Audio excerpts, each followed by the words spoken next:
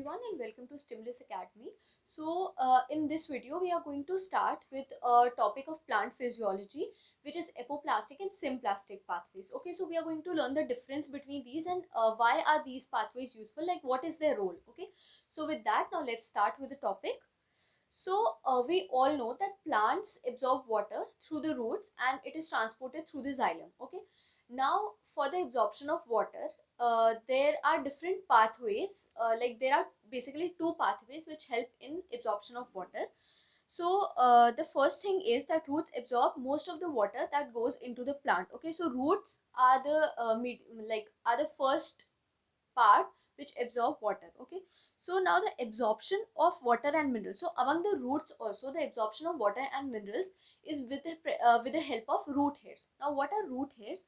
If this is the root, then these will be the epidermal cells of the root, and some of the epidermal cells, they are elongated into fine thread like structures so as to increase the surface area, and these are known as root hairs. Okay, so root hairs are basically unicellular and they are the present at the tip of the roots. Okay, now in a root we have millions of root hairs which increase the surface area of absorption. Okay, so now the root hairs, they are thin walled slender extensions of the root epidermal cells and they increase the surface area for absorption. Okay, now the water is absorbed along with the mineral solutes. What is not absorbed alone, it is absorbed along with the mineral solutes which are present in the soil with the help of root hairs. Okay, and the driving force here is simple diffusion.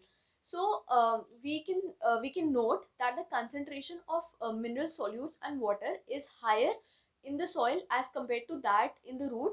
So by simple diffusion, water along with the mineral and solutes will travel from the soil into the root through the root hairs. Okay, so now after the water and the mineral solutes have entered inside the root hair, they further have to they further have to cross some layers of roots so as to reach the xylem. Okay, there are two pathways for this transport. So the first one is apoplastic pathway and the second one is symplastic pathway. Okay, now here we can see the pathway. Okay, so the first is epidermis, which includes the root hairs or the surface of the root. Okay, now after the epidermis comes the cortex, then endodermis, then pericycle, and then the xylem. So water has to travel from here we have soil, from the soil to the xylem. Now we know that we have already traversed the epidermis layer through the root hairs.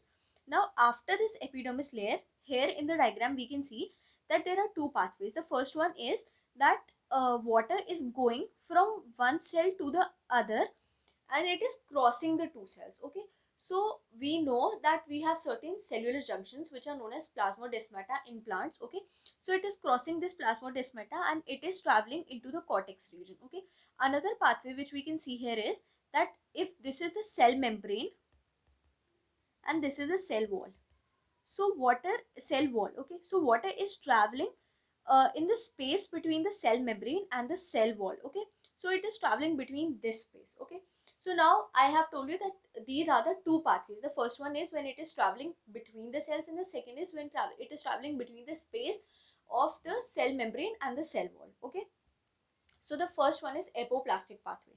Now you have to remember that apoplastic pathway is the dead pathway. So what do I mean by dead pathway? We know that in plants there is only one structure which is dead, which is cell wall. Okay, so what will be happening here is that from the diagram, as I told you, that this is the part which is dead, that is the part between the cell membrane and the cell wall. So if water is traveling along this path, it is known as apoplastic pathway. Okay, so now we'll be studying apoplastic pathway in detail. So the first thing is that system of adjacent cell walls continues throughout the plant. So in plant, the cells lie close to each other continuously. So of course the cell membranes will also be continuous, and the system of this adjacent walls which are continuous throughout the plant is known as apoplastic pathway. Okay, now uh, in this diagram we can see that except like here this system of cell walls is continuous, but when we come into the endodermis, we see that is here the cell walls are not continuous because we have a strip, we have a suberized strip which is known as a Casparian strip, and because of this Casparian strips the continuity of the cell wall is broken. Okay, So except at Casparian strips of the endodermis in the root, the apoplastic movement of water occurs. Okay, so apoplastic movement does not occur here. Okay, and this apoplastic movement is between the cell walls, and it is seen throughout the cell walls and also the intercellular spaces. So the spaces between the cells, water will also travel through those spaces, and so the intercellular space and the wall of the cells together make up the apoplastic pathway. Okay, so it is a dead pathway, and movement through the apoplast does not involve crossing the cell membrane, because if it will cross the cell membrane, it will be a living pathway. Okay, so it does not involve crossing the cell membrane. Now the movement is dependent on the gradient. The gradient, that is it, the water will move from higher concentration to lower concentration. Okay, so it follows this gradient rule. Okay, now because the structures are dead, so it is not providing any barrier. Okay, because it does not have to cross any living structure. It is flowing only through the cell wall or the intercellular space, and therefore no barrier is provided for water movement. And because no barrier is provided and the water is moving along the concentration gradient, therefore it will be called as mass flow. That is, water will be moving in bulk without any barrier, without any resistance. Okay, so it will flow through mass. It will be known as mass flow. Okay, now this mass flow, now how is the gradient maintained? The gradient is maintained because in the root hairs we have water and solutes which have been absorbed, and in the leaves transpiration is occurring, therefore a flux is created there. Okay, so as the water evaporates into the intercellular spaces or into the atmosphere, tension is developed, and this tension is passed on from the leaves continuously to the root, and because of this a gradient is maintained and water will flow. Okay, so tension develops in the continuous stream of the water in apoplast or mass flow of water. Okay, now we are calling that this is the mass flow. Okay, but the force behind this mass flow, that how are the water molecules moving, okay, continuously without any resistance, continuously in mass flow, is because of two property of water. The first one is adhesion and cohesion. Okay, so you have already studied these properties in transport of plants. Okay, so because of these two properties, the water molecules, they lie close to each other, they'll adhere to each other and to the surfaces of the cells, and because of that the mass flow is seen. Okay, now this was all about apoplast, which was known as a dead pathway. Okay, now we are moving to symplast, which is the living pathway. Okay, now symplast is a system of interconnected protoplast. From the diagram we can see that the two cells, they are connected to each other, so of course the protoplasts are also connected, and plasmodesmata are the cellular junctions. Okay, so this system of connected protoplast will be known as symplastic pathway. Okay, now the neighboring cells, they are connected through cytoplasmic strands which are known as plasmodesmata, and water will travel through the cytoplasm. So this will be known as intercellular movement through the plasmodesmata. Okay, now because it is moving across the cytoplasm, so of course there will be some kind of resistance present here, and because of this resistance, this movement will be slower as compared to apoplastic movement. Okay, so the movement is relatively slower. Okay, now here also, just like in apoplast, the water is moving along the concentration gradient, along the potential gradient. Okay, so water moves down potential gradient. Okay, now we can say that the resistance in this movement, in this symplastic movement, is because of the presence of another kind of movement which is already present in the cytoplasm. So if this is a cell, this is the plasmodesmata, and water is moving by symplastic movement, so here this is the cytoplasm, and normally what is seen is that this there is a natural cytoplasmic streaming which is present in a plant cell. Okay, so this cytoplasmic streaming can be very easily observed in the hydrilla, in the cell of a hydrilla leaf, because how can this movement be seen? We cannot see, like the cytoplasm is transparent, so how can we see the movement of cytoplasm? So we can know that there are a lot of organelles which are suspended in the cytoplasm, so the movement of those organelles will indirectly tell us that the cytoplasm is moving. So in the hydrilla leaf we can easily observe the movement of the chloroplast, and because of that we can make out that the cytoplasm is moving, and this is known as cytoplasmic streaming. Okay, so symplast is aided by cytoplasmic streaming. Cytoplasmic streaming affects symplastic movement. Okay, so now we'll again look at the diagram. We can see that here water is entering inside the root cells, and it is following two paths. The first one is through the cell walls, which will be known as apoplastic movement. Okay, and another movement is through plasmodesmata, through cytoplasmic junctions, and it will be known as symplastic movement. Okay, so now here, till here we have reached the cortex, where mostly the movement is apoplastic, because it will water will be traveling between the cell walls and intercellular spaces. Okay, as soon as water reaches the endodermis, what happens is that all the water that was traveling between the cell walls now has no place to go,